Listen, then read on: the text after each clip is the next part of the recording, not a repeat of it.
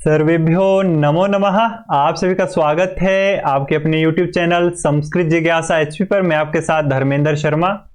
बिल्कुल, तो 9 बज चुके हैं, प्रतिदिन की भांति 9 बज चुके हैं। आज भी आपके पास 1 मिनट का समय है। 1 मिनट में सभी लोगों ने जल्दी से ज्वाइन हो जाना है, कक्षा को लाइक कर लेना है, साथ ही साथ जो है अपने मित्र वर्ग में कक्षा को शेयर भी कर लेना है। बिल्कुल,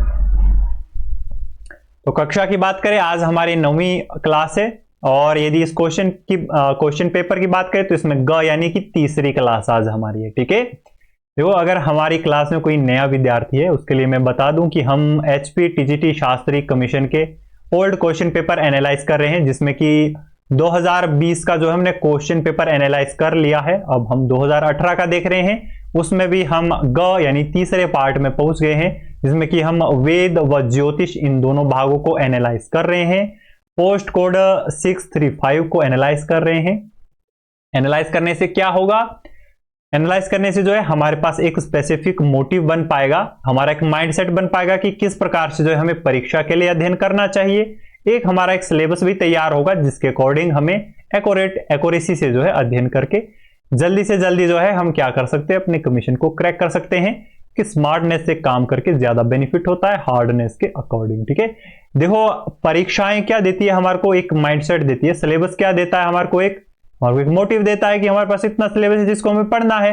परंतु जो माइंडसेट होता है वो हमें क्वेश्चन पेपर के एनालाइज से प्राप्त होता है कि हमें उस सिलेबस में किस दृष्टि से पढ़ना है, क्या उसमें इंपॉर्टेंट टॉपिक्स रहते हैं, क्या उसमें अनइंपॉर्टेंट टॉपिक्स रहते हैं। ठीक है, और किस प्रकार से किस ग्रंथ को जो हमें अध्ययन करना होता है। तो उसी क्रम में आज की हमारी ये कक्षा होने वाली है। यदि आप YouTube चैनल पर नए विद्यार्थी हैं तो बिल्कुल ही आपको सबसे पहले तो कक्षा को लाइक कर लेना है, दूसरा आपको चैनल को सब्सक्राइब कर बेल आइकन प्रेस बिल्कुल कर लेनी है। चलिए तो बढ़ते हैं क्लासेस की ओर, है ना। क्लास की ओर बढ़ते हैं। बिल्कुल, अपनी क्लास शुरू करने से पहले मैं अपने समस्त गुरुओं के प्रति अपनी कृतज्ञता व्यक्त करता हूं। बिल्कुल, चलिए देखो, हम ए सीरीज का क्वेश्चन पेपर देख रहे हैं, कमीशन 2018 को देख रहे हैं, पोस्ट कोड 635 को देख रहे हैं। देखो, ये जो आपको क्रम मिलेगा क्वेश्चन का, ये जो है ए सीरीज का है। ठीक है, यदि आपके पास क्वेश्चन है वेल बेटर, यदि आपके पास क्वेश्चन नहीं है तो देखो आपको हमारी एप्लीकेशन डाउनलोड कर लेनी है, अक्षरम। आप इसको प्ले स्टोर में भी सर्च कर सकते हैं। प्ले स्टोर में जाने की आवश्यकता नहीं है, वीडियो के डिस्क्रिप्शन में इसका लिंक है, वहां पर से जो क्लिक करके आप डायरेक्ट एप्लीकेशन तक पहुंच सकते हैं। एप्लीकेशन में जो है आपको तरह तरह के इन फ्यूचर में नोट्स भी देखने को मिल सकते हैं। यदि इन क्वेश्चन पेपर की बात करें तो इसमें आपको टीजीटी कमीशन का जो आपकी इसमें क्वेश्चन सीरीज रहेगी वो भी अपकमिंग है, आएगी, अभी नहीं बनी है। उसमें जो फ्री कंटेंट आपका है, फ्री कंटेंट में आपने जाना है। फ्री कंटेंट में जो है आपको ये सभी क्वेश्चन पेपर, इनकी क्लासेस भी अवेलेबल रहेगी, ये आपको पीडीएफ भी अवेलेबल रहेगी, साथ में पूरा क्वेश्चन पेपर भी वहां पर आपके लिए अवेलेबल रहेगा। इनको लिखने की आपको कोई भी आवश्यकता नहीं है। चलिए, तो देखो, आज सबसे पहले जो हम वेद भाग को देखेंगे, फिर जो है हम ज्योतिष भाग को देखेंगे। तो पहले वेद भाग को देखते हैं कि कहां से हमें किस किस प्रकार के प्रश्न वेद भाग के देखने को प्राप्त हुए। चलिए, तो पहला प्रश्न ही हमारा जो वेद भाग से आया था, मंडल क्रम के अनुसार जो है ऋग्वेद में सूक्तों की संख्या कितनी है। देखो, एक तो ये रिपीटेड प्रश्न है। ठीक है, मैक्सिमम टाइम जो है एचपी टेट की परीक्षाओं में भी ये पूछा गया है, ना जाने कितनी परीक्षाओं में संस्कृत की ये प्रश्न पूछा गया है। सूक्तों की बात करें तो इसमें 1028 से आपका सी ऑप्शन जो है इसमें आपका सही रहना है। बिल्कुल, 1028 यानी 1028 क्या है इसमें ऋग्वेद में सूक्तों की संख्या है। यहां से हमें क्या मालूम होता है, सबसे पहले जान लेते हैं कि यह किससे आ रहा है, आपका वैदिक साहित्य के इतिहास से आ रहा है। देखो, जितने भी वेद है, चारों वेद हैं, उनसे सामान्य ज्ञान से संबंधित प्रश्न आपको आता है। सामान्य आपका परिचय आप बोल सकते हैं, सामान्य परिचयगत प्रश्न आपसे पूछे जाते हैं। ठीक है, तो ऋग्वेद का जब आप सामान्य एक परिचय पढ़ते हैं वैदिक साहित्य के इतिहास में, वहां से संबंधित ही प्रश्न आपको परीक्षा में देखने को मिलते हैं। इसमें कितने मंडल है, कितने सूक्त हैं, कितने श्लोक है, कितने मंत्र हैं, इत्यादि जो ये प्रश्न होते हैं इस प्रकार के इसमें देखने को प्राप्त होते हैं। तो ये विषय कहां आता है? तो ये जो है ऋग्वेद के सामान्य परिचय से संबंधित प्रश्न। इसी प्रकार से यजुर्वेद, सामवेद और अथर्ववेद से संबंधित प्रश्न भी आते हैं। ठीक है, अग्रिम प्रश्न देखते हैं। अथर्ववेद से जो है संबंध रखने वाले ऋत्विज का नाम क्या है? देखो अथर्ववेद से संबंधित जो है आपका 2020 में भी आया था, कुछ इसी प्रकार का प्रश्न था, परंतु थोड़ा सा अलग था। उधर तो भूलों के बारे में बताया जा रहा था। देखो जो ब्रह्मा रहते हैं, इसका जो है डी ऑप्शन सही रहना था आपका।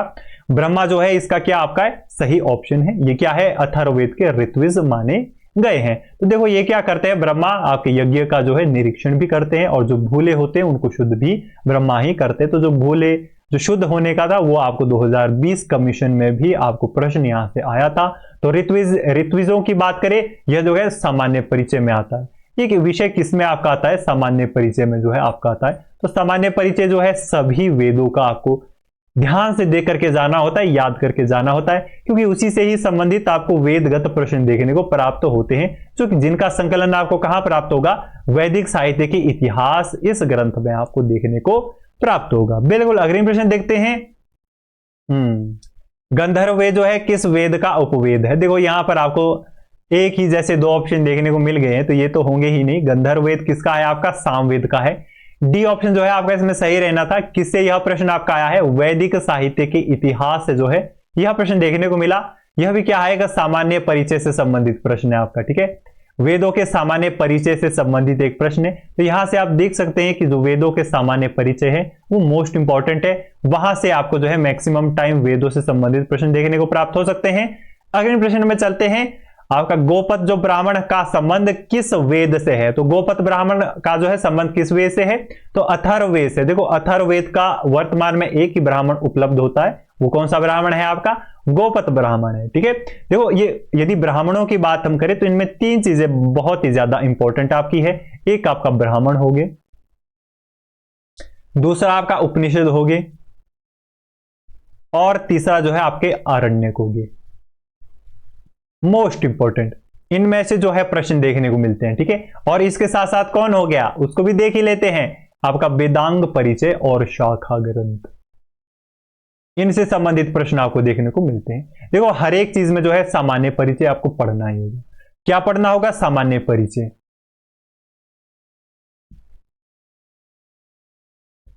सामान्य परिचय जो है किसी से भी पूछा जा सकता है। आपको कोई दे सकते हैं कि गोपत ब्राह्मण का विषय वस्तु क्या है, हो सकता है कोई आरण्य ग्रंथ आए, या फिर इस प्रकार से भी इसमें प्रश्न बनते हैं कि जो है यज्ञ की रीतियों का निर्माण 2020 कमीशन में प्रश्न आया था ना, तो कहां से वो आता है? कल्पसूत्रों के वेदांग के अंतर्गत का प्रश्न आया था। तो इस प्रकार से जो इनका जो एक सामान्य परिचय है सबका, उससे संबंधित प्रश्न भी आपको आते हैं कि ये ब्राह्मण क्या है इत्यादि जो चीजें है ना। ब्राह्मण का जो एक सामान्य परिचय होता है, उपनिषदों का एक सामान्य परिचय होता है, और आरण्य ग्रंथों का एक सामान्य परिचय होता है। वेदांग का एक सामान्य परिचय होता है, या फिर शाखा ग्रंथों का जो सामान्य परिचय होता है, उससे संबंधित प्रश्न भी आपको परीक्षा में निश्चित ही देखने को मिलते हैं। इस प्रश्न की बात करें तो यह भी किससे आया था? आपका वैदिक साहित्य के इतिहास से यह प्रश्न भी आपको देखने को प्राप्त हुआ था। अगले प्रश्न में चलते हैं। देखो उपनिषदों से इस प्रकार के प्रश्न बनते हैं। आपको क्या देंगे? कोई भी मंत्रार्थ देंगे, प्रेरितम मनः। यह कहां विषय आता है आपका? ये जो है केनोपनिषद का विषय है। बी ऑप्शन इसमें सही रहना था। जब यम नचिकेता का इसमें संवाद आता है तो उसमें भी यह विषय आपका आता है। यह जो है वाक्यांश जो है आपका वाक्यांश का संबंध जो है कहां से है? तो किस उपनिषद ग्रंथ से है? तो केनोपनिषद से है। देखो उपनिषदों से हम यदि बात करें तो एक तो वाक्यांश हो गया, दूसरा आपकी उक्तियां होगी, या उक्तियां बोलो चाहे सूक्तियां बोलो, जो भी बोलो, उक्ति हुई या फिर सूक्ति हुई, वाक्यांश हो गए, और इनमें जो संवाद से भी प्रश्न आपका आता है, ठीक है। संवाद से भी आपका प्रश्न इनमें बनता है। संवाद से भी प्रश्न आपको देखने को मिलता है इनमें, ठीक है। संवाद से यानी कि इसका जो है संवाद कहां आता है, या फिर उन संवाद में कोई इंपॉर्टेंट जैसी बात होती है, उससे संबंधित प्रश्न भी कई बार उपनिषद ग्रंथों से आ जाते हैं। ये 2 से 3 चीजें हैं जो कि उपनिषद ग्रंथों से पूछी जाती है। इनमें जो सूक्तियां हैं वो सबसे इंपॉर्टेंट है, ज्यादातर वही पूछी जाती है, ठीक है। यह किस उपनिषद से है, और ये सूक्तियां इतनी महत्वपूर्ण है, ये कई बार जो है जीके पार्ट में भी आपको पूछ ली जाती है, ठीक है। जो संस्कृत का जो ये टेस्ट रहता है, इसमें जीके पार्ट में भी कई बार ये सूक्तियां आपसे उपनिषद ग्रंथों की पूछ ली जाती है, इसलिए इंपॉर्टेंट है, ये छोड़ने योग्य बिल्कुल भी नहीं है। उपनिषद से यह प्रश्न आया था। उपनिषद की बात करें, कोई भी परीक्षा हो, वे से संबंधित उपनिषद से जो आपको 3 से 4 प्रश्न तो डेफिनेट आते ही आते हैं, ठीक है। ठीक है, संस्कारों का वर्णन जो है किन सूत्रों के किन सूत्र ग्रंथों में जो है उपलब्ध होता है। देखो इसी प्रकार का कुछ प्रश्न जो है 2020 कमीशन में भी आपको देखने को मिला था। क्या प्रश्न था वो? यज्ञ वेदी की जो रीति का निर्माण, हाँ यज्ञ वेदी की जो रीति का निर्माण है वह जो है किन ग्रंथों में उपलब्ध होता है? तो किन ग्रंथों में उपलब्ध होता है? शुल्ब सूत्रों में। शुल्ब सूत्र किस में आता है? आपके कल्प सूत्र। कल्प सूत्र कहां आते हैं? वेदांग में आते हैं। तो कहां पर? वेदांग का यह है, ठीक है। कहां से है? वेदांग से है। आपका वैदिक साहित्य के इतिहास से यह प्रश्न देखने को मिला। यदि जो है हम संस्कारों के वर्णन की बात करें तो इसमें सी ऑप्शन आपका सही रहेगा। गृह सूत्रों से जो है, आप गृह सूत्रों में क्या है? संस्कारों का वर्णन हमें प्राप्त होता है। देखो यही मैं आपको कहने की कब से कोशिश कर रहा हूं कि सामान्य परिचय मोस्ट इंपॉर्टेंट है। हर एक विषय का थोड़ा सा सामान्य परिचय आपको पता होना चाहिए कि आखिर उस ग्रंथ में हो क्या रहा है, ठीक है। ग्रंथ का नाम इत्यादि आपको यदि कंठस्थ है तो इस बारे में भी थोड़ी सी जानकारी आपको होनी चाहिए कि उन ग्रंथों में क्या विषय वस्तु है, उसमें हो क्या रहा है, ठीक है। तो इस प्रकार के प्रश्न आपको देखने को प्राप्त हो सकते हैं। अग्रिम प्रश्न 20 में देखते हैं। देखो अग्रिम प्रश्न वेदांग से पुनः आ रहा है, तो वेदांग से आप जान सकते हैं कितने सारे प्रश्न बनते हैं वेदांग परिचय से। बिल्कुल वेद पुरुष का जो है हस्त, देखो ये प्रश्न ना जाने कितनी बार आ गए हैं, रिपीटेड प्रश्न है। ये जो वेद रूपी पुरुष है उसके किस भाग में किस वेदांग को रखा गया है, इससे संबंधित प्रश्न डेफिनेट आता है। 2020 कमीशन में भी आया है, नेत्रगत प्रश्न 2020 में आया है, यहां पर हस्त का आया होगा। हो सकता है 2000 जो हम पिछली परीक्षा देखेंगे उसमें भी आपको कोई ना कोई वेद रूपी पुरुष में कहा कौन सा वेदांग भाग है इससे संबंधित प्रश्न आपको देखने को मिले। तो वेदांग का जो यह सामान्य परिचय से यह प्रश्न आया, किससे आया? यह भी सामान्य परिचय से। किसके सामान्य परिचय से? वेदांग के सामान्य परिचय से। हस्त की बात करें तो आपका जो है कल्प को हस्त माना जाता है। वैदिक साहित्य के इतिहास से यह प्रश्न आपको देखने को मिला। यहां से आप देख सकते हैं कि वैदिक साहित्य का इतिहास कितनी इंपॉर्टेंट पुस्तक है। इंपॉर्टेंस जो है यहां से आप पुस्तक की लगा सकते हैं कि कितनी इंपॉर्टेंट है। पुनः वैदिक साहित्य के इतिहास से प्रश्न देखने को मिला, क्योंकि वाष्कल शाखा का संबंध किस वेद से? देखो शाखाओं से कुछ इसी प्रकार के प्रश्न आपको देखने को मिलते हैं, ठीक है। शाखाओं से दो प्रकार के प्रश्न ज्यादातर फेमस है जो कि आते रहते हैं, ठीक है। सबसे पहले तो आपसे यह पूछा जाएगा कि यह शाखा का संबंध किस वेद से है, ठीक है। किस वेद से जो है शाखा ग्रंथ का संबंध है, या फिर शाखा के जो है रचनाकार कौन है, इससे संबंधित प्रश्न। ये दो प्रकार के प्रश्न जो है शाखाओं से सबसे ज्यादा फेमस है, इनसे संबंधित प्रश्न हो सकता है पुनः आपको फिर से प्रश्न देखने को प्राप्त हो। अगले प्रश्न की बात करते हैं। शुक्ल और कृष्ण के जो है भेद से किस वेद का विभाजन हुआ है? तो किसका हुआ है? यजुर्वेद का, ठीक है। शुक्ल यजुर्वेद, कृष्ण यजुर्वेद। यजुर्वेद के सामान्य परिचय से यह प्रश्न आया है वैदिक साहित्य इतिहास नामक ग्रंथ से। तो इसका जो है बी ऑप्शन सही रहना है, ठीक है। अग्रिम प्रश्न देखते हैं। शतपथ ब्राह्मण जो है किस वेद से संबंध रखता है? तो शतपथ ब्राह्मण किससे संबंध रखता है? आपका यजुर्वेद से रखता है। यजुर्वेद में भी किससे रखता है? शुक्ल यजुर्वेद से जो है संबंध अपना रखता है। तो वैदिक साहित्य के इतिहास से जो है यह प्रश्न आपको देखने को मिला। तो इस प्रकार के प्रश्न जो है ब्राह्मण ग्रंथों में आपको देखने को मिल सकते हैं। उपनिषद ग्रंथों में भी, आरण्य ग्रंथों में भी, शिक्षाओं में भी, कल्पों में भी, शिक्षा ग्रंथों में भी, शाखाओं में भी आपको इस प्रकार के प्रश्न निश्चित देखने को मिल सकते हैं कि कोई जैसे शिक्षा कोई ग्रंथ हो, पूछ लिया जा सकता है कि इसका संबंध किस वेद से है, ठीक है। या फिर शाखाएं पूछी जा सकती है कि किससे संबंध है, ब्राह्मण पूछे जा सकते हैं किससे संबंध है।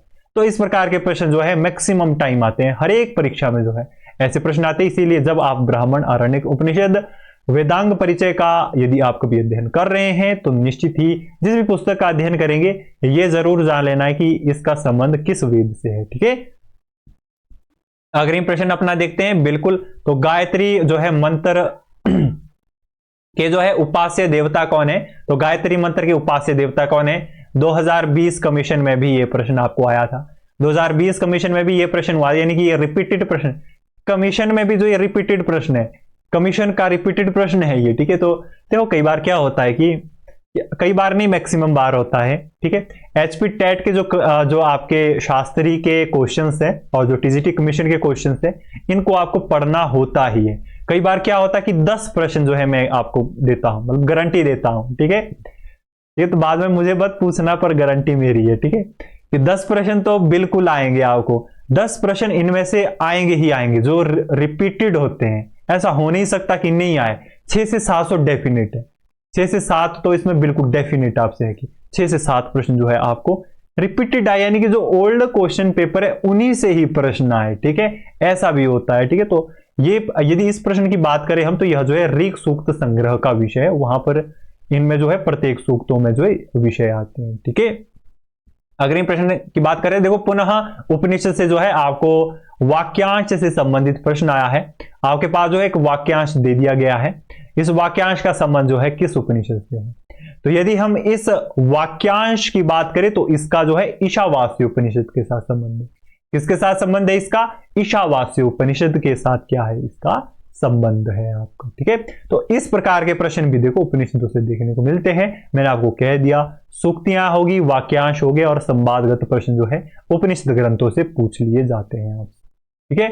अग्रिम प्रश्न की बात करते हैं, वेदांग कितने हैं? सामान्य परिचय से प्रश्न है, किसके सामान्य परिचय से? वेदांग के। कहां विषय आता है आपका? वैदिक साहित्य के इतिहास में विषय आता है। वेदांग कितने आपके? तो 6 वेदांग आपके हैं, ठीक है। कितने वेदांग है आपके? तो 6 वेदांग है हमारे, ठीक है। तो ये जो है इसमें सही ऑप्शन आपका रहना था, बिल्कुल। अगली प्रश्न देखते हैं आपके, वेद जो वेद रूपी पुरुष है उसमें मुख किसको कहा गया? ऊपर हस्त आया, यहां मुख भी आ रहा है, हस्त भी आ रहा है। 2020 में नेत्र आया था, तो सोच सकते हैं आप इसका जो सामान्य परिचय है मोस्ट इंपॉर्टेंट है। आपसे पूछा जा रहा है कि वेद का जो है मुख किसको माना गया है, तो वेदांग का जो है, वेदांग में जो है वेद रूपी पुरुष का मुख किसको माना गया है? तो मुख किसको माना गया है? आपका व्याकरण को माना गया है। किसको माना गया है मुख? आपका व्याकरण को जो है मुख माना गया है। आपका वैदिक साहित्य के इतिहास से जो है यह प्रश्न देखने को प्राप्त हुआ। तो सामान्य परिचय इसमें बहुत ही ज्यादा आवश्यक आप लोगों के लिए रहने वाला है, बिल्कुल। देखिए पुनः एक बार फिर उपनिषदों से प्रश्न आया है और फिर उसी तरीके का प्रश्न आया है। एक वाक्य दे दिया गया है आपको, वाक्यांश, मंत्रांश, और उसमें से जो है किस उपनिषद से इसका संबंध है। तो किसके साथ जो है इसका संबंध आपका है? इसका संबंध जो है आपका कठोपनिषद के साथ है, ठीक है। किसके साथ जो है इसका संबंध है? कठोपनिषद के साथ इसका संबंध है आपका, ठीक है। तो यह कहां विषय आता है आपका? कठोपनिषद में जो है इसका विषय आपका आता है। यह जो मंत्रांश है इसका कहां संबंध है आपका? आपका कठोपनिषद में जो है इसका संबंध है। आपका उपनिषदों से इस प्रकार के प्रश्न देखने को प्राप्त हो सकते हैं। अगले प्रश्न की बात करते हैं। अंतिम प्रश्न है वेद का, निरुक्त की जो है रचना किसने की? तो निरुक्त की रचना किसने की है आपकी? यास्काचार्य जी ने की है। किसने की है? यास्काचार्य ने जो है निरुक्त की रचना की है। तो निरुक्त पंचाध्यायी से जो है यह प्रश्न आपको देखने को प्राप्त हुआ था, बिल्कुल। देखिए तो रचनाकार से संबंधित प्रश्न भी यहां से आ सकते हैं। देखो निरुक्त से 1-2 प्रकार के और प्रश्न भी बनते हैं। देखो निरुक्त का जो है निघंटू नाम भी है, क्या नाम इसका? एक निघंटू नाम है, और एक इसका और नाम भी है निरुक्त पंचाध्यायी। एक इसमें जो है निरुक्त पंचाध्यायी, ये 2 नामों से भी प्रसिद्ध है, एक निरुक्त नाम से भी प्रसिद्ध है, ठीक है। तो इसके रचनाकार कौन है आपके? यास्काचार्य जी जो है इसके रचनाकार है। देखो वेद भाग जो है कम आया था, तो यहां पर एनालाइज करके आप जान सकते हैं कि जो ये पुस्तकें हैं, यदि वेद भाग कम आ रहा है तब भी इनसे आ रहा है, यदि ज्यादा आएगा तब कितना आ सकता है। इसीलिए जो है ये भाग मोस्ट इंपॉर्टेंट की श्रेणी में है। देखो यदि इनमें हम बात करें कुल प्रश्नों की, तो आपसे 16 प्रश्न इसमें है। तो 16 प्रश्नों में कुल 11 प्रश्न तो आपके वैदिक साहित्य के इतिहास से ही पूछे जा रहे हैं। ये 50% से भी ज्यादा मैटर चला गया आपका, है ना। तो कितने सारे प्रश्न जो है आपके वैदिक साहित्य के इतिहास से ही खाली पूछे जा रहे हैं। तो यहां से आप देख सकते हैं कि कितना ज्यादा जो है वैदिक साहित्य का इतिहास का इंपॉर्टेंस है ना। इंपॉर्टेंस आपको उसी को देनी चाहिए जिसकी क्या हो, कुछ इंपॉर्टेंस हो, जो इंपॉर्टेंट हो, ठीक है। तो जो वैदिक साहित्य का इतिहास है मोस्ट इंपॉर्टेंट है वेद की दृष्टि से, बिल्कुल। उपनिषदों की बात करें तो 3 प्रश्न तो आ ही रहे हैं। यदि हालांकि वेद ज्यादा आ जाए तो हो सकता है कि 5 प्रश्न भी आपको खाली उपनिषदों से ही देखने को मिले। आपका निरुक्त पंचाध्यायी है, निरुक्त पंचाध्यायी से 1 प्रश्न देखने को मिला है। ऋग सूक्त संग्रह से जो है 1 प्रश्न आया है। तो यहां से जो है वेद भाग का हमने पूरा इस परीक्षा का एनालाइज कर लिया है। उम्मीद करता हूं आपको सही और सटीक जानकारी प्राप्त हुई हो। साथ ही साथ जो है आपका एक अच्छा माइंडसेट बनके आपके पास एक अच्छा माइंडसेट और एक क्लियरेंस आई होगी, जिससे कि थोड़ा सा रास्ता क्या है, रास्ते के कांटे थोड़े से दूर हुए होंगे।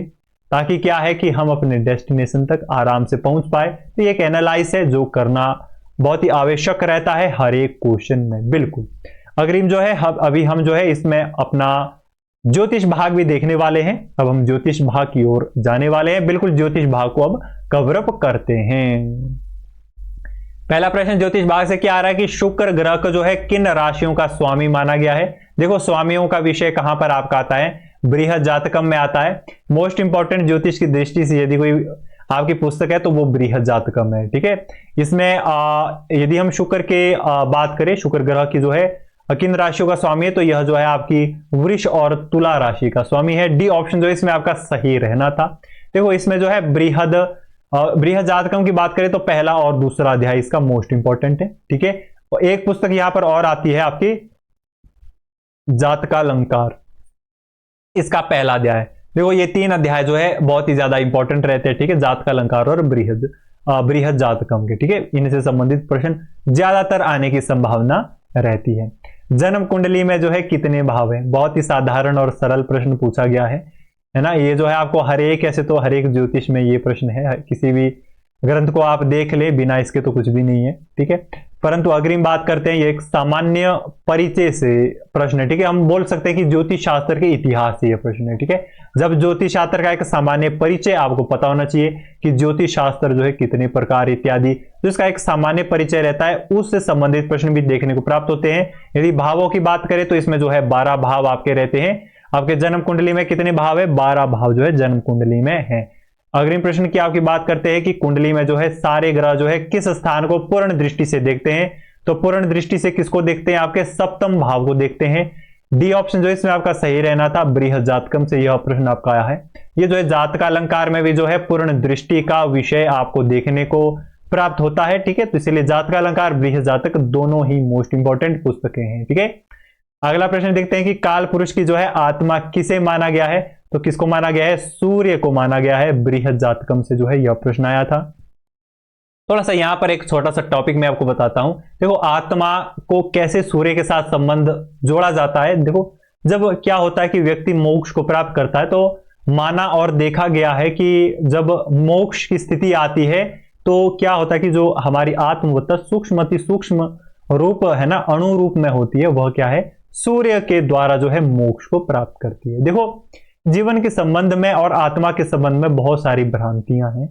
ठीक है, जिसमें कि वर्तमान की जो साइंस है वो क्या है कि आत्मा को नहीं मानती है, परंतु एक छोटा सा विषय आता है जिसमें कि ये मेरा भी सवाल है कि देखो यदि हम इस समय में हैं, यानी हम इस समय से इस काल को देख रहे हैं। ठीक है, इस काल को हम क्या कर रहे हैं, इस शरीर में इस समय को देख रहे हैं, तो ठीक इसी प्रकार से तो हम किसी और शरीर में भी रहे होंगे पीछे भूतकाल में, और आने वाले समय में भी तो हम इसी प्रकार से रहेंगे, पीछे भी इसी प्रकार से रहे होंगे, अभी हैं, आगे भी ऐसे रहेंगे। क्योंकि अभी वर्तमान की स्थिति में जो हम इस शरीर से संसार को देख रहे हैं, काल को देख रहे हैं, तो ठीक अभी देख रहे हैं तो पहले भी देख रहे होते। निश्चित ही इसमें कोई संशय का विषय नहीं। इसमें कौन सा a+b² का कोई फॉर्मूला बनाने की आवश्यकता है, तो फॉर्मूला बनाने की इसमें कोई आवश्यकता नहीं है, ना ही कोई केमिकल को मिक्स करने की आवश्यकता है। सामान्य है, यदि हम वर्तमान में इस भाव से काल को देख रहे हैं, ठीक इसी प्रकार से हम भूतकाल में भी रहे होंगे, ठीक इसी प्रकार से हम भविष्य काल में भी रहेंगे। तो आत्मा के संबंध में ऐसी बात आती है। श्री कृष्ण जी ने भी कहा है कि आत्मा क्या होती है, अजर और अमर होती है। तो यदि आत्मा में मोक्ष की बात करें तो वह सूर्य के द्वारा होती है। इसीलिए जो काल पुरुष यानी समय पुरुष माना गया है, उसमें जो सूर्य यानी आत्मा जो है, आत्मा का संबंध किससे होता है, सूर्य से होता है। यानी सूर्य से ही संपूर्ण जीवन पृथ्वी में चल रहा है। अगले प्रश्न की बात करते हैं आपकी। बिल्कुल ज्योतिष शास्त्र के अनुसार जो है नक्षत्रों की कितनी संख्या है, घोड़ा चक्र में जो है इसका विषय आता है आपका, तो 27 है। देखो यदि आपको अभिजीत के साथ आएगा, ठीक है, या अगर आपको अभिजीत के साथ आता है, अब आपको अभिजीत नक्षत्र के साथ आता है, प्रश्न आता है कि अभिजीत नक्षत्र के अनुसार जो है नक्षत्रों की कितनी संख्या होगी, तो इसमें क्या आपका सही ऑप्शन रहेगा, 28 जो है आपका सही ऑप्शन इसमें रहेगा। ठीक है, परंतु यहां पर नहीं पूछा गया है, सामान्य पूछा गया है। यदि इस प्रकार से पूछा जाए तो 27 ऑप्शन आपका इसमें सही रहना था। ठीक है, अग्रिम बात करते हैं कि कुंडली में जो है त्रिक भाव जो है किस किस स्थान को कहते हैं, तो देखो त्रिक भाव एक कुंडली में, एक कुंडली बना लेते हैं अपनी, बिल्कुल त्रिक भाव जानेंगे हम अभी। त्रिक भाव जो आपके 6 होता है, 6, 8 और 12, ये क्या है आपका एक त्रिकोण बनाते हैं इस प्रकार से, ठीक है, इस प्रकार से वे त्रिकोण बनाते हैं। तो इसीलिए इसको क्या कहते हैं, आपका त्रिक कहते हैं आपको, ठीक है, त्रिक कहते हैं, त्रिकोण नहीं कहते हैं, त्रिक कहते हैं, त्रिकोण अलग होते हैं, ठीक है, त्रिक कहते हैं। जब त्रिक आपके आएंगे तो वो क्या होंगे, 6, 8 और 12 क्या होते हैं आपके त्रिक होते हैं। तो 6 और इधर 6 और 8 दोनों दिए गए हैं, तो इस प्रश्न में जो है आपका क्या रहना था, आपका रिट का जो है इसमें विषय आपका रहना था, ठीक है, इसमें रिट का विषय रहना था, यानी सभी को इसका 1 नंबर प्राप्त होना था, 1 नहीं आधा नंबर आपका इसका प्राप्त होना था, ठीक है। अब जो है हम इसमें एनालाइज करेंगे। तो ज्योतिष भाग जो है इस प्रकार से इस क्वेश्चन पेपर में आपसे पूछा गया था। अब एनालाइज करेंगे। देखो ज्योतिष के यदि कुल प्रश्नों की बात करें तो 6 प्रश्न आ रहे हैं, जिसमें कि 5 प्रश्न तो आपको जातक अलंकार से ही पूछे जा रहे हैं, खाली एक प्रश्न जो आपको होड़ा चक्र से आ रहा है। इसमें सूर्य सिद्धांत भी इंपॉर्टेंट है, मुहूर्त चिंतामणि भी इंपॉर्टेंट है, और जो है आपकी इसके साथ साथ जो है इसमें आपकी लघु पाराशरी, ये 3 पुस्तकें ये भी जो है बहुत ही ज्यादा मोस्ट इंपॉर्टेंट श्रेणी में आती है। इसी के साथ साथ जो है ज्योतिष शास्त्र का इतिहास भी इंपॉर्टेंट है, इतिहासगत प्रश्न भी आपसे इसमें पूछे जाते हैं। ज्योतिष शास्त्र के इतिहास संबंधित प्रश्न भी देखे गए हैं, बार बार परीक्षाओं में पूछ लिए जाते हैं। हालांकि इसमें ज्योतिष कम आया था, कुल 6 प्रश्न आए हैं, तो सिर्फ इंपॉर्टेंट पुस्तकों से ही पूछे गए हैं। हो सकता है यदि ज्योतिष भाग आपको 28-30 नंबरों में पूछा जाए तब तो सभी पुस्तकों से वहां पर आपको प्रश्न देखने को प्राप्त होंगे। तो ये हमारी आज की कक्षा रही है। आप सभी का बहुत बहुत धन्यवाद अभी तक कक्षा में जुड़े रहने के लिए। देखिए अगर आप हमारे चैनल पर नए विद्यार्थी हैं तो सबसे पहले तो आपको चैनल को सब्सक्राइब कर बेल आइकन प्रेस कर लेनी है। दूसरा जो है हमारे आपको व्हाट्सएप ग्रुप और टेलीग्राम चैनल में बिल्कुल ज्वाइन हो जाना है। तो अगर हम टेलीग्राम चैनल की बात करें तो इसको आप सर्च भी कर सकते हैं, ऑफिशियल संस्कृत जिज्ञासा एचपी के नाम से। ये वीडियो के डिस्क्रिप्शन में सभी प्लेटफॉर्म का लिंक है, वहां से भी आप इनको ज्वाइन कर सकते हैं, ठीक है। यदि हम आपके टेलीग्राम चैनल की बात करें तो जल्द ही जो है हम इसमें एक सीरीज शुरू करने वाले हैं, जिसमें कि डेली बेसिस पर जो है आपको 6 क्वेश्चन का एक टेस्ट लिया जाएगा, ठीक है। डेली आपको सुबह सुबह यहाँ पर 6 क्वेश्चन का आपको एक टेस्ट दिया जाएगा, जो कि बिल्कुल फ्री ऑफ कॉस्ट रहेगा। आपको फ्री ऑफ कॉस्ट अटेम्प्ट करना है, ठीक है, जिसमें कि आपको 6 क्वेश्चन जिसमें डेली मिलेंगे, और हर एक विषय का जिसमें एक प्रश्न रहेगा। तो 6 प्रश्न आपको वहां पर डेली आपको टेलीग्राम चैनल में मिलेंगे। तो टेलीग्राम चैनल को ज्वाइन करना बिल्कुल भी नहीं भूलना है, सब्सक्राइब करना भी बिल्कुल नहीं भूलना है, व्हाट्सएप ग्रुप में भी ज्वाइन हो जाना है। देखो फर्दर जितने भी हमारे द्वारा जो नोट्स और क्लासेस रहती है वो हमारे एप्लीकेशन में रहेंगी, तो आपको एप्लीकेशन जो है जरूर डाउनलोड कर लेनी है। अक्षरम एप्लीकेशन है, इसका लिंक जो है आपको वीडियो के डिस्क्रिप्शन में मिल जाएगा, साथ ही साथ जो आप प्ले स्टोर से भी इसको डाउनलोड कर सकते हैं। तो पुनः कल फिर से जो है हम नई क्लास के साथ बिल्कुल हाजिर हो जाऊंगा। देखिए अगर आपका कोई भी संशय होता है तो कमेंट बॉक्स में अपने कमेंट करना है, लाइव चैट के माध्यम से भी बता सकते हैं। यूं तो आपको कमेंट करना है, आपके हर एक कमेंट का रिप्लाई किया जाएगा, हर एक संशय का निवारण किया जाएगा। तो तब तक के लिए धन्यवाद, तो कल मिलते हैं, तब तक के लिए धन्यवाद। जय श्री राम, जय सनातन, जय भारत।